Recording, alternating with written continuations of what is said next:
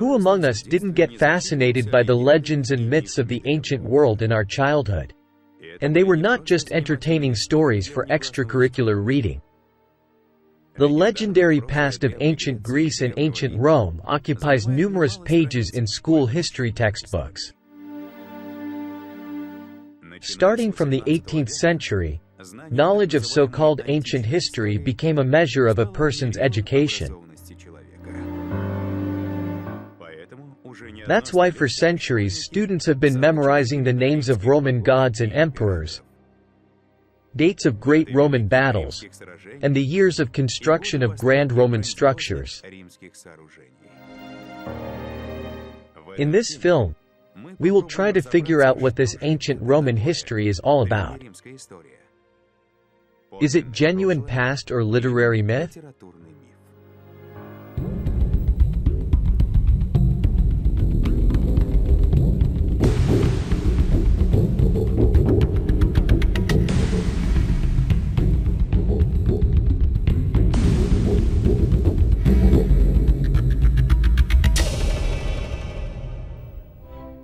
Looking at these books neatly arranged on the bookshelves, it seems as if the entire history of humanity is also organized and, most importantly, authentically known.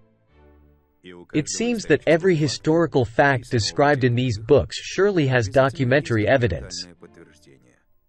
However, any serious researcher of world history knows that it is not the case, because most of these stories are based not on authentic documents, but on myths and legends.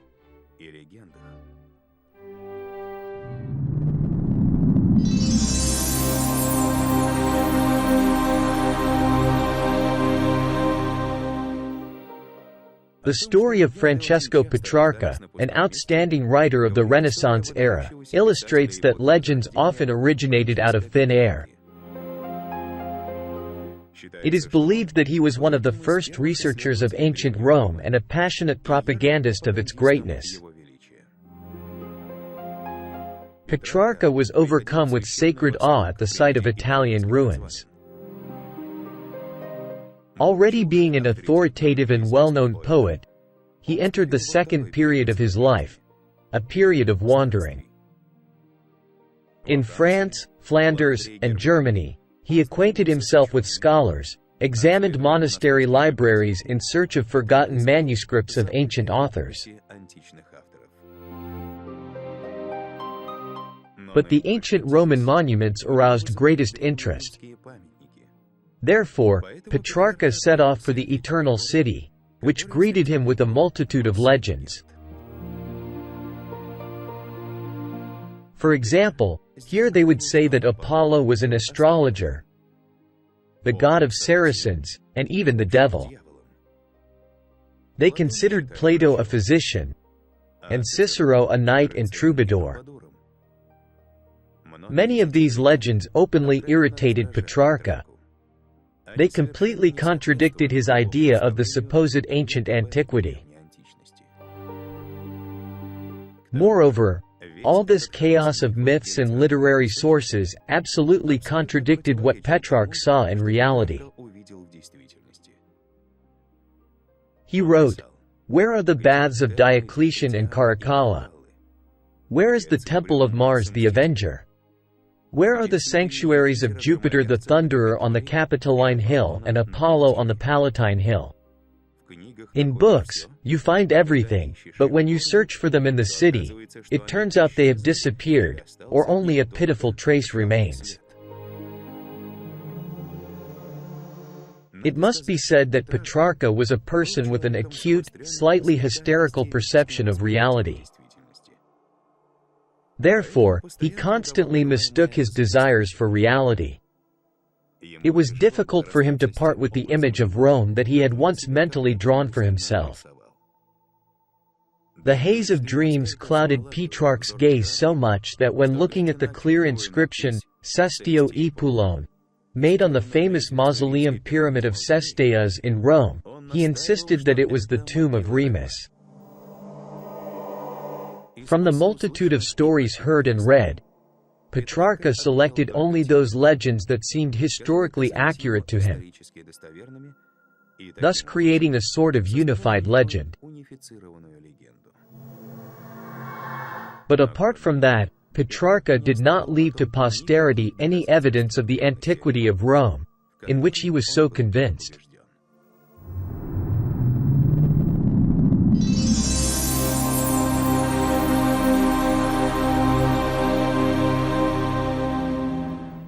Everyone knows the legend about the founders of Rome, the brothers Romulus and Remus. In this legend, a she-wolf suckled the brothers. This classical motif is depicted in a bronze sculpture installed in the Capitoline Museum in Rome, which is known as the Capitoline wolf. Art historians claim that the sculpture was made in the 5th century BC. Interestingly, only the wolf sculpture is dated to the 5th century, while the figures of the twins, according to the official version, were made between 1471 and 1509 AD. In other words, supposedly, the wolf stood alone for 2,000 years. And in the 15th century, a certain master named Antonio del Pollaiolo created figures of the twins she nursed. But why do historians date the she-wolf to the 5th century BC? It is believed that supposedly ancient authors such as Cicero, Pliny, and Titus Livius mentioned this sculpture. According to some accounts, it stood on the Roman Forum, while others claim it was on the Capitoline Hill, where its replica is currently located. However, the description of the sculpture found in the works of these authors does not correspond to the image we see today. Ancient Roman historians wrote that the she-wolf was licking the twins, indicating that her muzzle was turned towards them. Therefore, it referred to a completely different sculpture. The first mention of this sculpture itself is dated to the 9th century AD and is attributed to a Benedictine monk.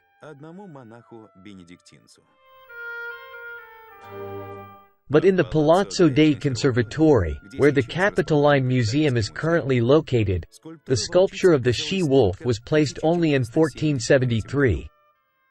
That is, in the second half of the 15th century by order of Pope Sixtus IV. Throughout its existence, the Capitoline wolf sculpture has never been restored.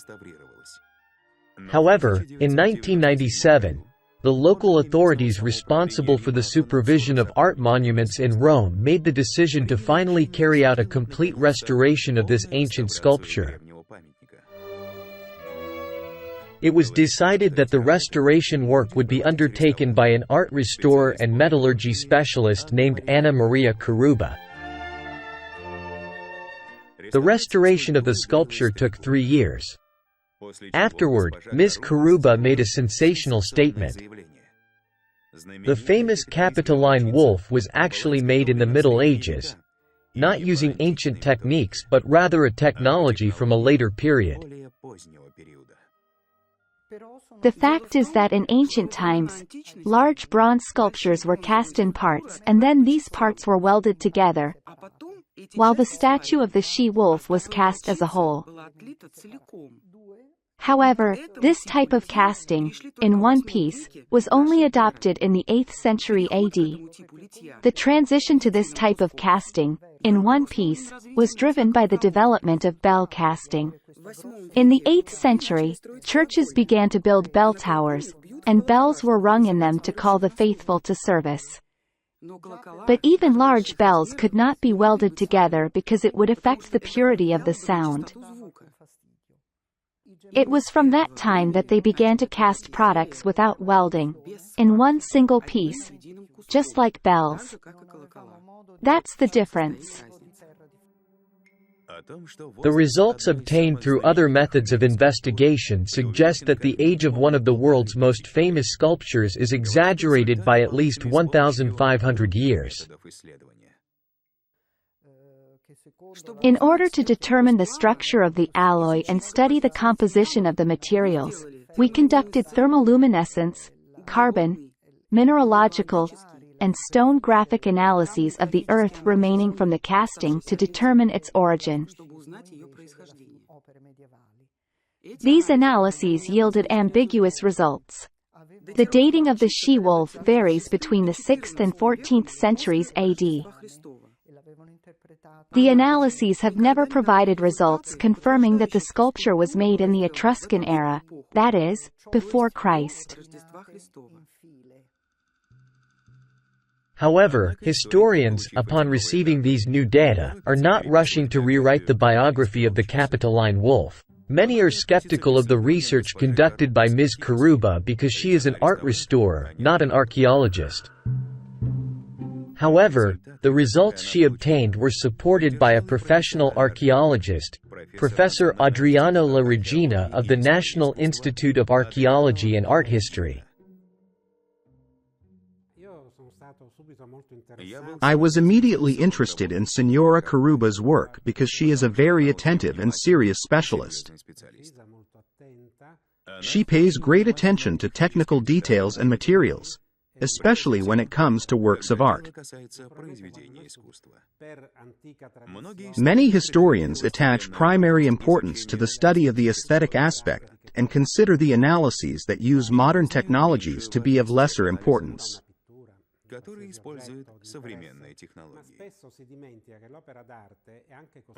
In any case, based on these studies regarding casting techniques and the analyses conducted, we can conclude that the she-wolf has a medieval origin. I am confident in this. Another fact that indicates the sculpture of the she-wolf was made in the Middle Ages is the following. Historians claim that in ancient Rome, there existed a special collection of documents that described the restoration of all monuments and any observations regarding their condition. Mentions of the she-wolf sculpture in this collection only appear in the 10th century. But are there any ancient depictions of the sculpture that have been preserved? There are no depictions of the Capitoline wolf prior to the Carolingian era. The earliest depictions date back to the 14th century. The statue of the Capitoline wolf is not the only work of art that historians of the Scaliger school have attributed to the distant ancient times. I can give an example of two other bronze artifacts located in Perugia. They are slightly larger than the she-wolf. One of the artifacts is a lion, and the other is a fantastic creature, a half-griffin, half-beast. These two large works of art, which have been the subject of much debate in the past, were considered ancient Etruscan works. However, it was later discovered that they were also medieval works because a document was found in the archives of Perugia mentioning payment for the production of these two figures. It is a reliable and authentic document. Unfortunately, there have been no documents found yet that confirm the medieval origin of the Capitoline she-wolf. Therefore, the museum is not in a hurry to change the official date of the statue's creation indicated on the plaque. Moreover, they try not to comment on the results of Anna Maria Karuba's research. The public should be given the opportunity to form their own opinion. This is an important matter. Museums are places of recognition and study for the public, not just for scholars. I believe that we should provide the public with accessible tools to form their own opinions based on accurate data, documents, and reliable information. So, if historians stop persisting in their misconceptions and impartially study the results obtained through modern methods of researching ancient monuments, they will finally convince themselves that the statue of the Capitoline she-wolf was made no earlier than the 14th century AD.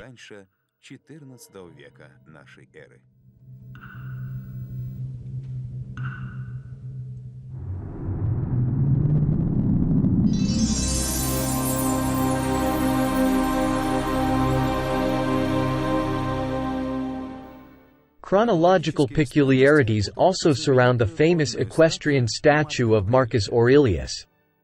Modern historians claim that this statue was supposedly made between the 166th and 180th years. That is, in the 2nd century AD. However, for example, the medieval scholar Ricobaldo of Ferrara, who lived in the late 13th and early 14th centuries, claimed that the statue of Marcus Aurelius was cast and erected by the order of Pope Clement III. But Clement III lived not in the 2nd century but in the 12th century. This statement by Ricobaldo did not sit well with scholars who studied the history of Rome several centuries after him. For instance, the German historian and writer of the 19th century, Ferdinand Gregorovius, wrote in confusion, "How could such a work in bronze be executed at such a low level of art that Rome had at the time?"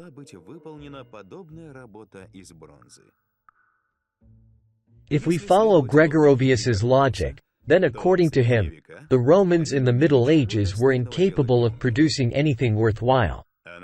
And many centuries earlier, during antiquity, they were highly skilled masters who confidently cast such massive bronze masterpieces as the statue of Aurelius. It is not only the date of the statue's creation that raises doubts. It is uncertain who created it and where it stood in ancient Rome. There is a hypothesis that the statue was initially placed in front of the Roman Forum. Today, it is nearly impossible to confirm or refute this. But the main mystery lies elsewhere. Since in the Middle Ages the statue was discovered quite by accident in one of the Roman squares, it was allegedly mistaken for an image of Constantine the Great rather than Marcus Aurelius. It is believed that this mistake is what saved it because during the grim era of the Middle Ages, the Church deliberately destroyed ancient masterpieces as pagan heritage. However, Constantine, as is known, made Christianity the dominant religion of the Roman state and is admired by the Church as a saint, so his image was preserved. But why did the Romans eventually come to believe that the ancient sculptor portrayed Marcus Aurelius and not Constantine? After all, there are no inscriptions on the statue. The pedestal on which it stands was made by Michelangelo only in the 16th century. It turns out that it's quite simple. In the 15th century, the librarian of the Vatican Apostolic Library, Bartolomeo Sacchi, examined the image of Marcus Aurelius on ancient coins. He thought that the resemblance was strikingly similar to the statue. That's how, based on a mere visual similarity, the identity of the writer and the time of the creation of this masterpiece were established.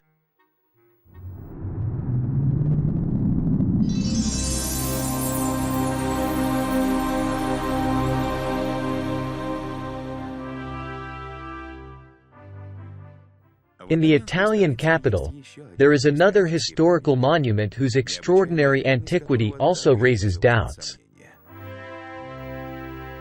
It is Trajan's column, erected in Trajan's Forum. It is believed that this monument is already 1800 years old. The column is covered with relief drawings from top to bottom. Historians claim that they depict events from the two wars of the Roman Emperor Trajan with the Dacians, which supposedly took place in the 2nd century AD. However, these claims are not supported by any concrete evidence because there is not a single inscription on the column itself, no names, dates, or geographical names. Moreover, at the top of the column is not a statue of Trajan, but a statue of St. Peter, which was installed by the order of Pope Sixtus V in 1588. And in appearance and structure, The column closely resembles the pillars depicted on Orthodox icons. It is well known that in Christianity there was a custom of stylitism. Stylites or pillar hermits were righteous individuals who chose a special feat for themselves, standing on a pillar. Today, it is believed that stylites climb to the tops of columns, towers, or rocks to seclude themselves from the world and devote themselves to piety and continuous prayer. However, it is more likely that stylites climbed the pillars only at certain times to proclaim prayers, similar to what Muslim muezzins still do. Muslims built minarets for these purposes, and Christians, presumably, built pillars or bell towers. Today, only the voices of bells are heard from the top of Christian bell towers. In ancient times, bells were most often installed not on bell towers, but on low platforms or walls of bell towers. And the pillars that we now commonly associate with bell towers could be used mainly as minarets. This is depicted on ancient icons as well. For example, on icons of Saint Simeon the Stylite, he is depicted praying at the top of a pillar bell tower. Therefore, it is likely that Christian bell towers and Muslim minarets had the same purpose. They were considered as elements of completely different architectural styles only from the 17th century, after the division of the unified Christian cult into several branches. Now let's return to Trajan's column. Externally, it gives the impression of a monolithic structure, but there is a balcony with a railing at the top. This means that it can be ascended. Indeed, the description of the column mentions that it contains a spiral staircase inside, leading to the very top. It appears the column is a Christian structure that was originally built as a pillar minaret for prayer. If that is indeed the case, it becomes clear why at the top of the column there is a statue of Saint Peter, who is considered the first Pope of Rome. As we have already mentioned, according to the traditional historical version, the statue was installed in 1588, so it is likely that the column itself was built around the same time. This version is also supported by the depictions on the column. The artist placed crescents, stars and Christian crosses on the shields of many warriors. Historians cannot provide an explanation as to why the shields of supposedly ancient warriors are adorned with Christian symbolism.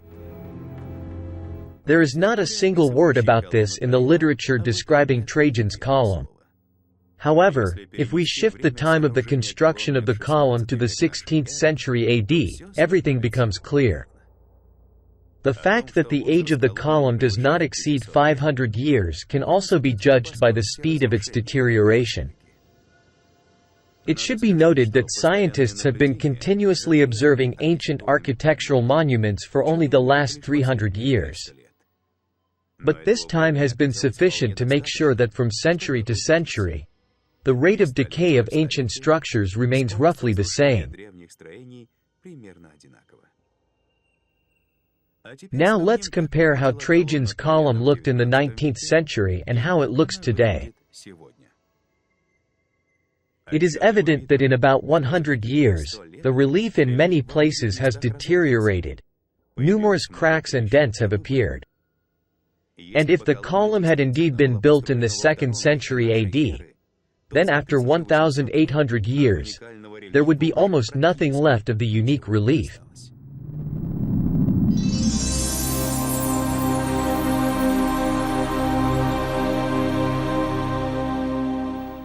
Let's take a walk through the Vatican Palace. These are the Borgia apartments. They were built by order of Pope Nicholas V in the mid-15th century. From 1492 to 1503, they served as the residence of Pope Alexander VI Borgia. Prior to him, these rooms did not have such luxurious decorations. It was Pope Alexander VI who commissioned the artist Bernardino di Beto, known as Pinturicchio, and his apprentices to paint the rooms for 2 years.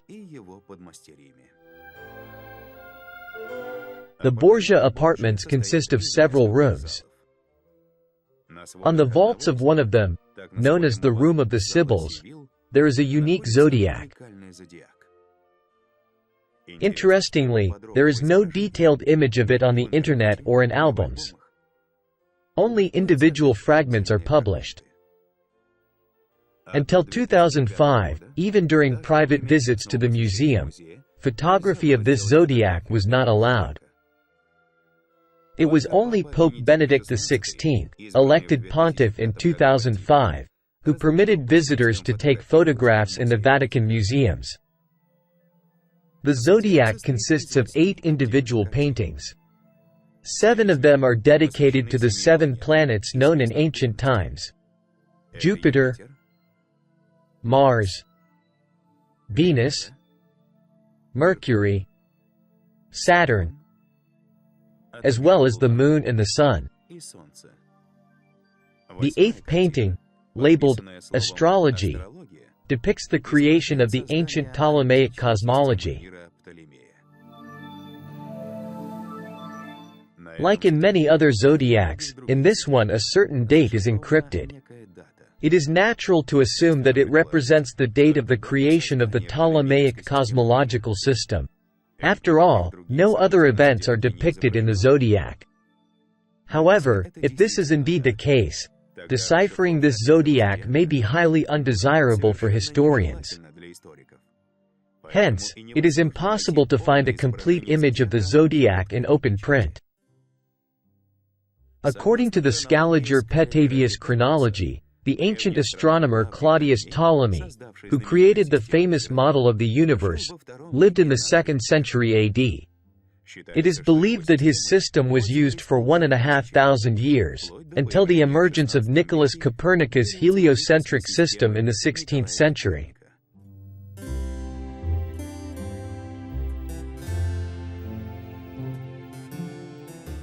Italian zodiacs are usually quite complex. Their creators aim to make them incomprehensible at first glance. The correspondences between planets and constellations depicted in the zodiacs are sometimes so vague that it can be said in advance that such a horoscope will have many astronomical solutions. To determine which date is accurate, additional astronomical information is needed. Not all medieval zodiacs contain such information. Fortunately, the zodiac in the Room of the Sibyls does have such information. By using the Horus computer program, it is possible to find all the horoscope solutions within the range from 500 BC to 1900 AD. These calculations were conducted by mathematicians Anatoly Fomenko and Gleb Nosovsky. It turned out that the horoscope in the Borgia apartments has only one solution: August 28, 1228 AD.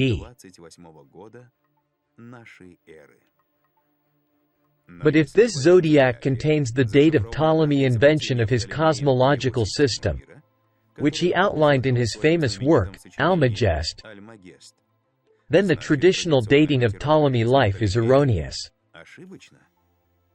Historians assert that Ptolemy lived in the 2nd century AD, while the date recorded in the zodiac, 1228 AD, corresponds to the 13th century AD. The difference is 1100 years.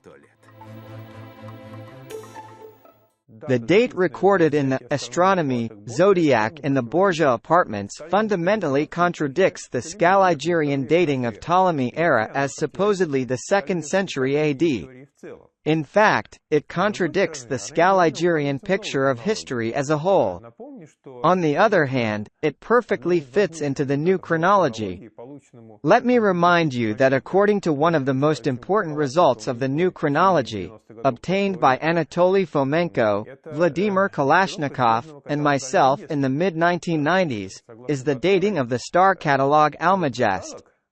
According to this dating, the catalogue, which was included in Ptolemy work, could not have been compiled earlier than 600 AD and later than 1300 AD. Therefore, the date 1228 falls exactly within this interval of independent dating of the Almagest star catalogue, thus perfectly aligning with the new chronology. Thus, it turns out that the Ptolemaic system of the universe, as outlined in the Almagest star catalogue, was created in the 13th century AD. However, the Almagest as a whole could have been edited and supplemented until the 16th century, when it finally fell into disuse with the advent of the theories of Copernicus and Tycho Brahe.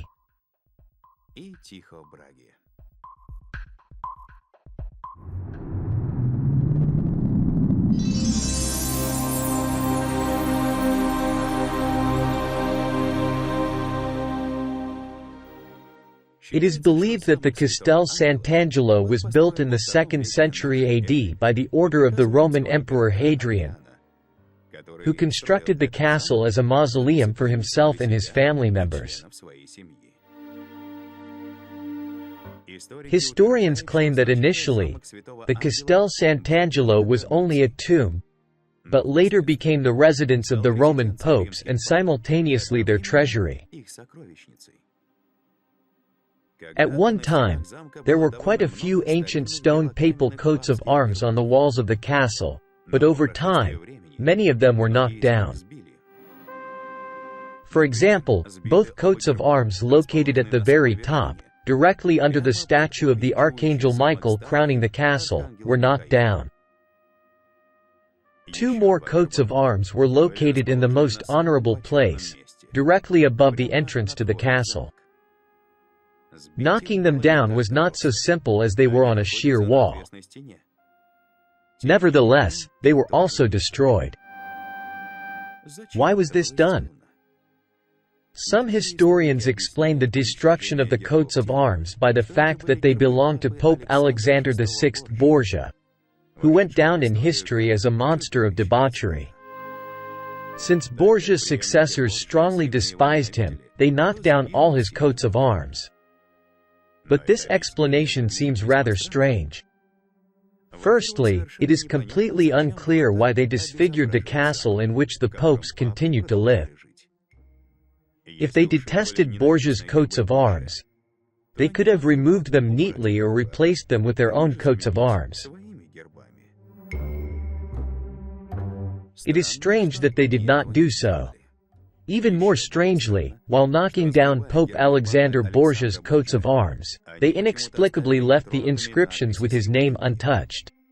For example, beneath the knocked-down coat of arms located above the entrance to the castle, there is still a clear and intact inscription that reads, "Pope Alexander VI arranged this in the year of our Savior 1495. Moreover, under some of the knocked-down coats of arms, we can see inscriptions with the names of other popes. Today it is difficult to understand exactly what was depicted on the papal coats of arms in Castel Sant'Angelo, and why they were ruthlessly destroyed. One thing is clear: a thorough cleansing was carried out in the papal castle. The authentic ancient images hindered someone and were destroyed. The vague explanations of historians provide grounds to suggest that the entire history of Castel Sant'Angelo was not as it is commonly believed today. According to our reconstruction, Castel Sant'Angelo was built around 1453 by fleeing popes who carried away the treasure from the captured Constantinople, the state treasury.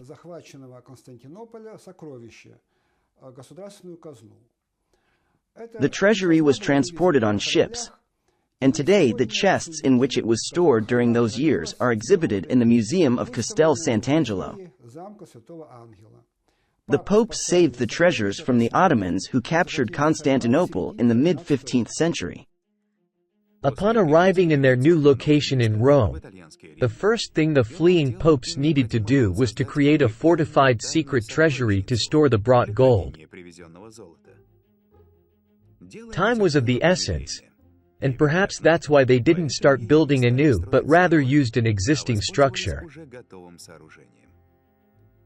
Most likely, at that time, there was a city theater in the castle, not an ancient tomb as historians claim. Castel Sant'Angelo stands on the very bank of the Tiber River. According to our reconstruction, the ships carrying the treasures, which departed from Constantinople before its capture by the Ottomans, stopped at the riverbank near the remnants of the old theater. This theater was urgently fortified, transformed into a powerful fortified castle, and the treasure was transferred there from the ships. This happened shortly before the year 1453 AD.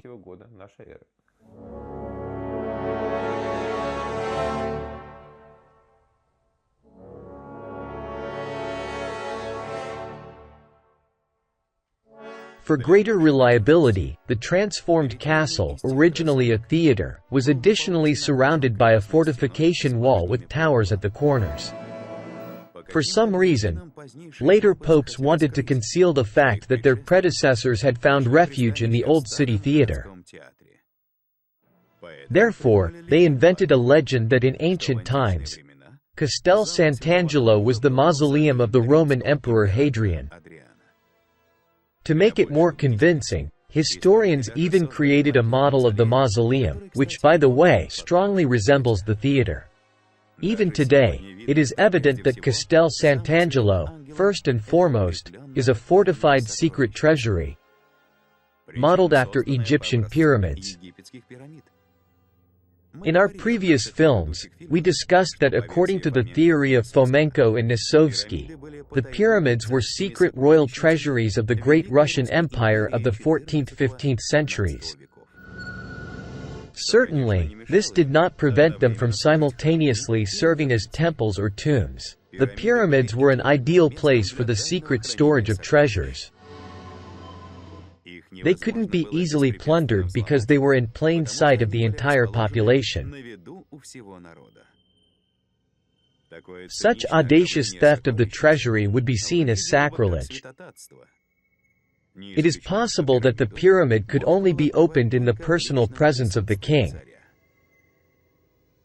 To enter the treasury, one had to first move a multi-ton stone blocking the entrance in the pyramid's wall, then proceed into the inner chamber without triggering any of the traps prepared for unwelcome guests.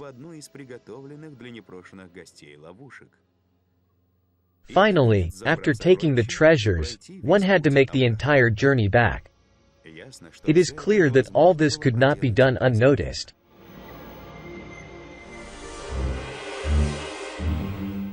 In the Castel Sant'Angelo, the path to the inner chambers goes through a spiral ascent, gradually rising within the stone structure of the castle. The ascent was made spacious, presumably to accommodate loaded wagons. However, it was well suited for firing at attackers during an assault. Additionally, just before the entrance to the inner chambers of the castle, the passage narrows. Above it, there is a wide well through which attackers could be targeted from above, and if necessary, the passage could be blocked completely, denying access inside. Apparently, this was the old imperial way of safeguarding the treasury. This is how the Castel Sant'Angelo was designed.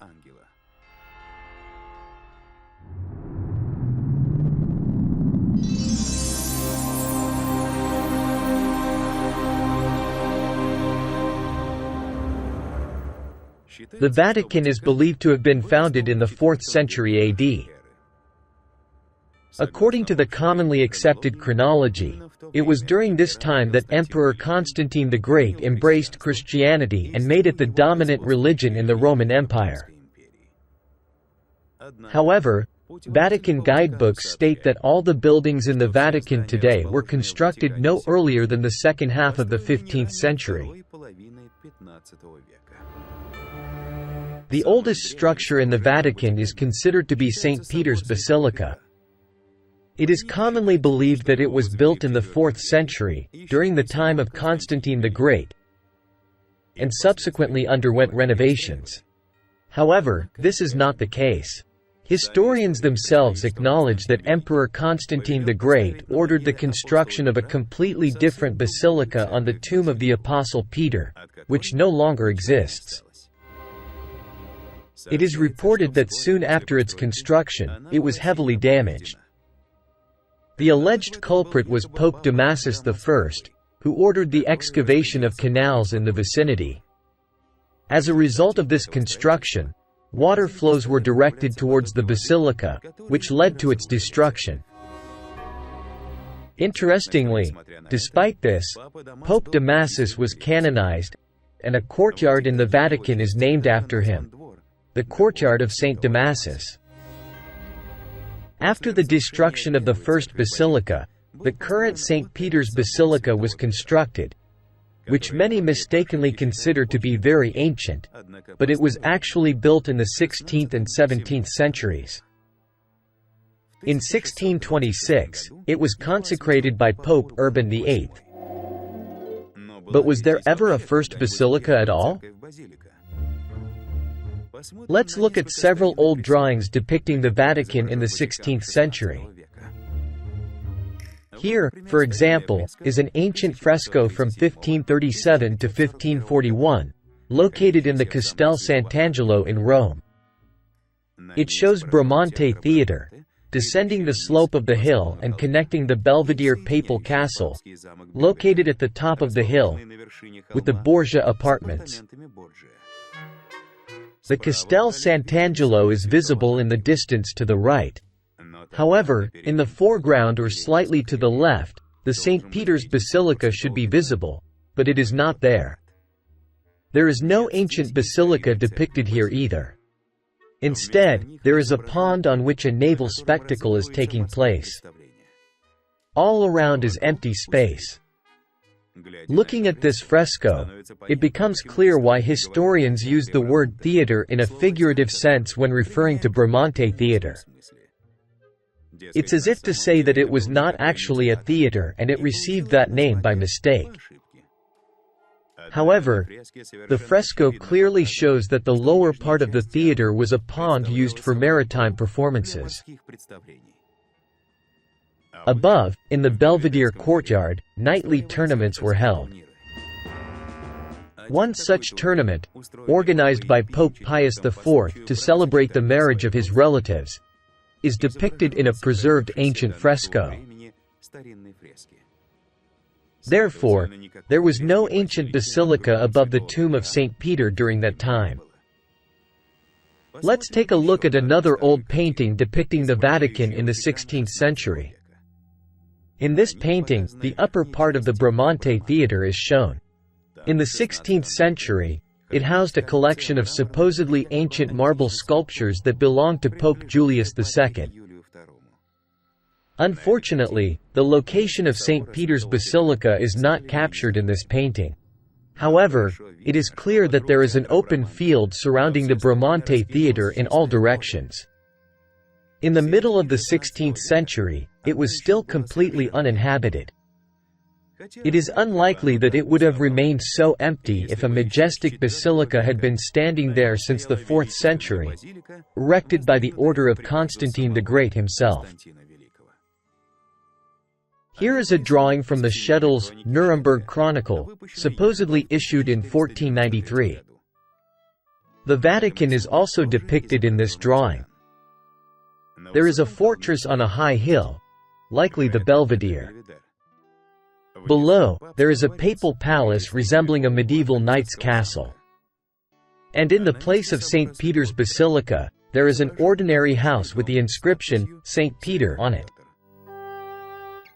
It is evident that this house bears little resemblance to a church. Most likely, this inscription was added to the drawing later. The Vatican of the 16th century is also depicted in the famous Cosmographia by Sebastian Münster, supposedly from 1550. The drawing clearly shows the Castel Sant'Angelo and the bridge over the Tiber. Nearby on the hill, the Belvedere is visible. However, the Bramante Theatre does not yet exist. From the Castel Sant'Angelo, a fortress wall extends, connecting it to the Papal Palace, which is built like a knight's castle with a tall watchtower. Next to this palace, there should be the old St. Peter's Basilica, supposedly located where the current St. Peter's Basilica stands. However, there is no inscription indicating it. At the same time, the Papal Palace is labeled Palatium Papae. Could it be that the Papal Palace held more significance for Sebastian Münster than the basilica erected by Constantine the Great over the tomb of the Apostle Peter? It is highly unlikely. Most probably, there simply was no basilica there in the 16th century.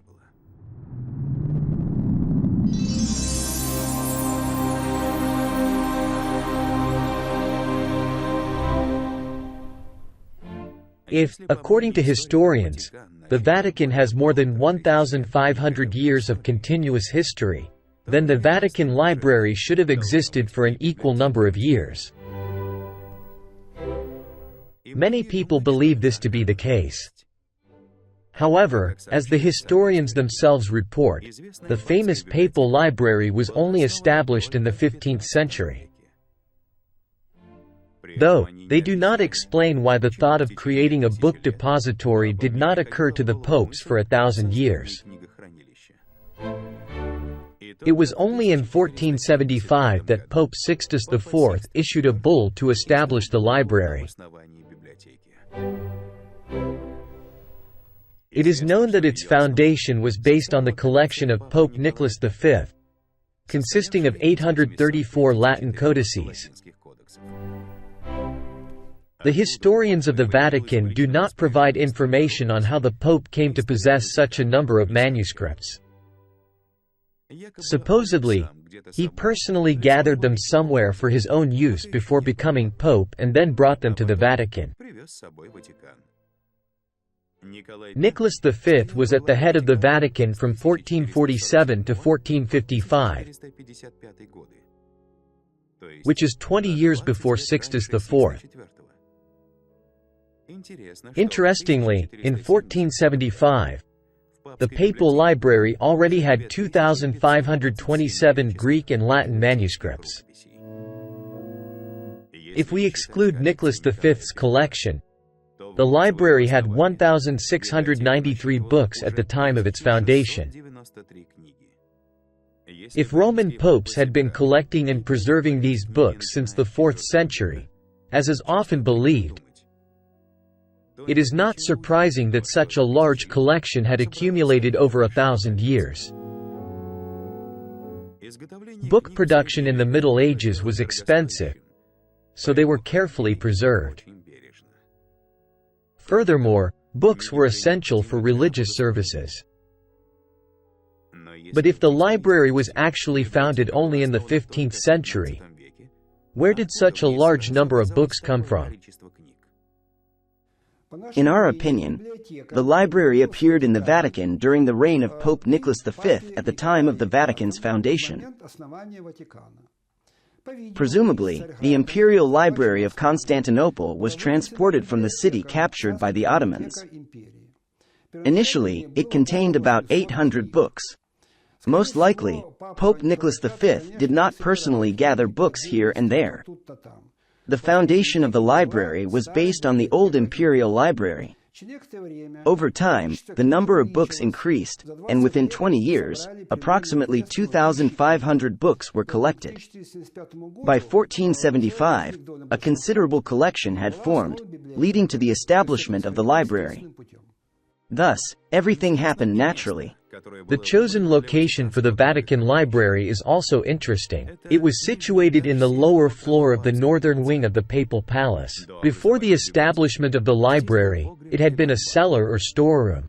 It is strange that the popes did not find a more suitable place to store the books.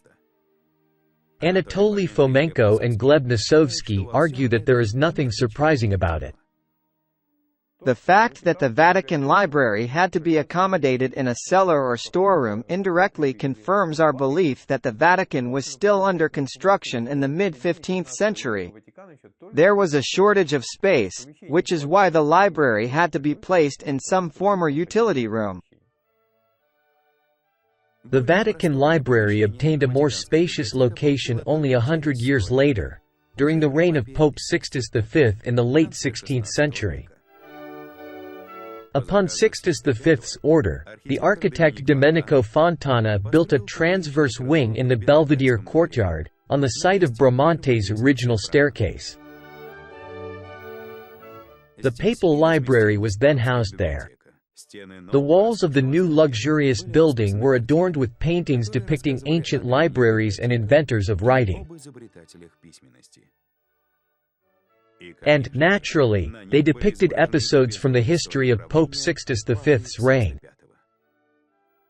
Certainly, the chronological gap of over 1,000 years between the supposed foundation of the Vatican in the 4th century and the appearance of the Vatican Library in the 15th century is so noticeable that historians are forced to explain it somehow.